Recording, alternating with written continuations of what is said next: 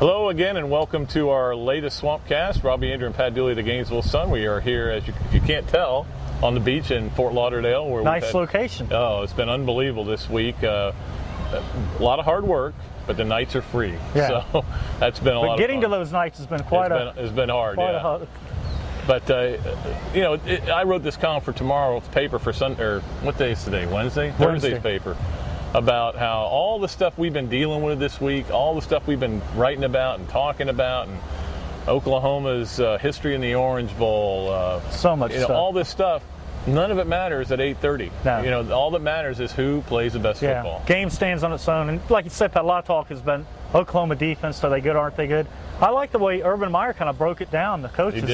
They took all the plays Oklahoma has run, the ones that didn't matter when the games were over with the subs in, they just cut those off. So basically cut them in half, and they said all the competitive plays that mattered, Oklahoma's defense was very good. Yeah. So that's the defense you're going to see. You're not going to see the numbers that they've put up. The numbers are skewed by backups and third teamers being in games. And the question is, are they skewed by the offenses they've faced, or just maybe they're not real good? Even Bobby Stoops admitted they haven't been as consistent as he'd like them to be.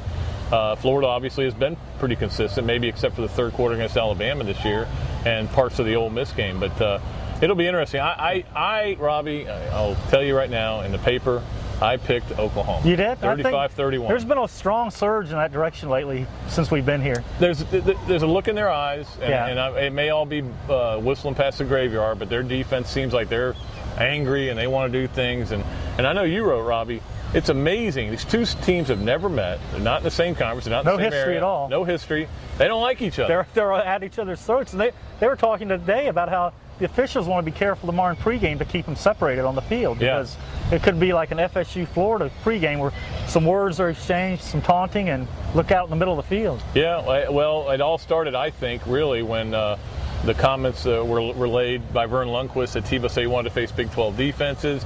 And the Heisman came. Florida was mad that Bradford won the Heisman instead of Tebow. And then Oklahoma was mad because Tebow was mad.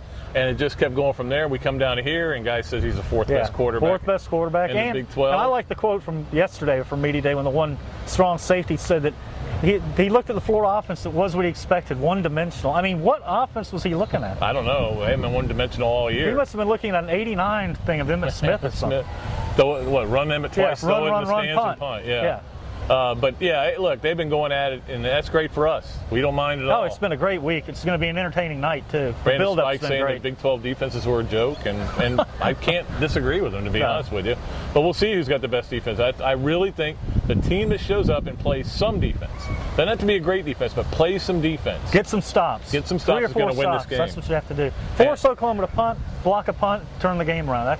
But you got to get them in a position to punt. Urban said today too, Robbie. We had our last talk with Urban and with Bob Stoops, and again, it's been fun for us with getting back and spending some time with Bob, because we had great relationships with him. In fact, we told him, I asked him, I said, "Are you tired of this yet? Are you tired of us?" He goes, "Not you guys." The guys he's with every day. Yeah, I think maybe those guys he is. What about when I wish Bobby Stoops luck after the conference? He goes, "Oh, I'm sure you really mean it." Yeah, that's right. Everybody laugh.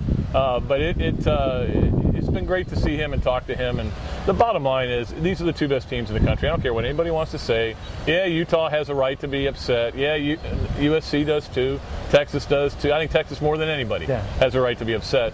But this is it. This is for the championship. These are the two hottest teams in the country that have been on incredible rolls since they lost those games. They made it to the game. They belong here. The winner wins the championship. It's as simple as that. Absolutely, and that's what's going to happen. One of them's going to. And this is something I mentioned in my column, Robbie. The loser of this game is one of the many teams that has no right to claim anything. Yeah, it's over. Then you're done. You can't say, "Well, we were the best team." You hope to cling into the top 5 at the end there. You hope that, and again, a close game. Yeah, if one team gets blown out, they probably won't be. But let's just talk about a couple of keys of the game, Robbie. Obviously, and you wrote about this, special teams are going to be huge, because they've given up 4 kickoff returns for touchdowns. Oklahoma, I'm speaking of. Florida, of course, with dynamic Brandon James. Florida with such an emphasis on special teams. I wonder, though, if the 30 days in between has allowed Oklahoma, and Bob Stoops addressed this today. He said, "Look, we've done everything you can do to correct those problems." And you wonder if that's going to be a factor. But if you haven't been good on special teams all year, 1 month isn't going to change everything. You are what you are. And Myers' special teams have been real good, and they've worked harder than they have in the 4 weeks, he said. So I think, and Myers said today, to have any chance to win, Florida's got to win that phase of the game. And DeMarco Murray is certainly going to be a factor as well. Meyer did also address that the early part of the game is going to be critical for them, and I agree, because while this team has played a lot of big games, only Troutwine, obviously Percy, Harvin, and Tebow to a point played big factors in that game. And I guess maybe Brandon James a little bit. So for a lot of these guys, this setting is going to be different. It's going to be totally different. And it's going to be interesting to see how they react to the early part when, like he said, when the flash bulbs are popping. Yeah, but we said the same thing before the SEC title game, Pat. That atmosphere was unlike any they faced. And they went out and took the early lead. Of course, they gave it right back up, but it was a good start. They can't afford to get behind early and get in a position where Oklahoma has a chance to put them away early. One thing I'm curious about watching, too, is Florida always stop the run. That's what they want to do. If they can't stop the run here, they're going to be in trouble. It's over. And if they don't get any pressure on Bradford, first, second, third, fourth receiver, it's going to be a nightmare for the secondary. Well, that's another thing Meyer was saying, that look, when you can drop back and go through your progressions, you're awfully dangerous. Most teams, when they drop back to pass, their offensive lines are not great the way Oklahoma's is, and by the time you get to your second guy, boom, there's a guy in your face. So Florida, you're right. The curiosity factor for me is, Florida's going to run some blitzes on them. There's no question. They've been blitzing all year, blitzing corners, blitzing spikes. Are they going to be able to get through that offensive line? That's a massive, experienced offensive line. They have to get some sort of push so Bradford's aware of it, so it can change a little bit and they can hold the ball less longer than he does. But right now, the past few games, he just stands there and goes through his progressions, his reads, and just kills people. Tears them apart. And another thing, Florida's going to have to adjust this fast break offense. Yeah. And they've been practicing that for a month. And you look at, Charlie Strong was talking about looking at tape of them and of other teams, and defensive backs will be looking at the sideline, totally out of position. Florida's got to be up there ready for each snap and be ready to make a play. And the other thing you have is you have a rotation in the defensive line. You're not going to be able to rotate very well. I mean, you got to get them on and off and get the play calls in. So it's going to be a challenge for the Gator offense. There's no question about it, and certainly for the Gator defense, but a challenge for the offense as well, because they're going to be facing a fired-up team, and we'll see what happens. Are you picking Florida? I think I did in the paper. You have to read the paper. Well, jeez. Yeah, it was a shootout. I don't know if you know or not, but they don't deliver it down here. 41-40. 41-40. I said 35-31 Oklahoma, but I've been wrong before. Although 11-2 on the Gators this year, That's so it wasn't too bad. I am too. Yeah.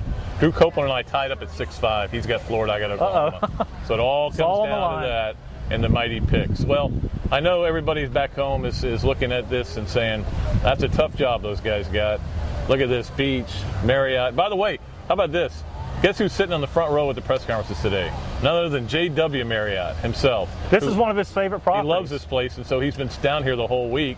I think I earned some Marriott points just being near him, but we'll see how that soaked a few up. Yeah, he had the two biggest goons around him, too. He was well protected. You were not going to go talk to him. He was like Bradford behind his line, well protected. It was, yeah.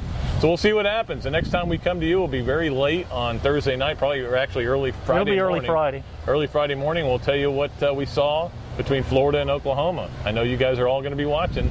We'll see what's going to happen. Make sure you buckle up, because it's going to be a wild one. It is going to be a wild ride. Robbie, Andreu, Pat Dooley from the Gainesville Sun. Kelsey's back over here. I want to thank everybody for all year for doing this. It's been a lot of fun. Well-rested Trish directing? Trish is well-rested. Yeah, she was in bed at 8 last night, so she's all set. Or was that 8 this morning? That's one of those 8s. Oh. All right, so that's going to do it. We'll see you guys live from Fort Lauderdale Beach. We'll come back to you from the Miami. We're not Dolphin live, Stadium. Pat. No, I know, we're taped. We're barely alive. I listen to Musburger too much. Okay. You're looking live. But we'll come to you next from Dolphin Stadium. Until then, Pat Dooley, Robbie Andreu, so long from the Sunshine State.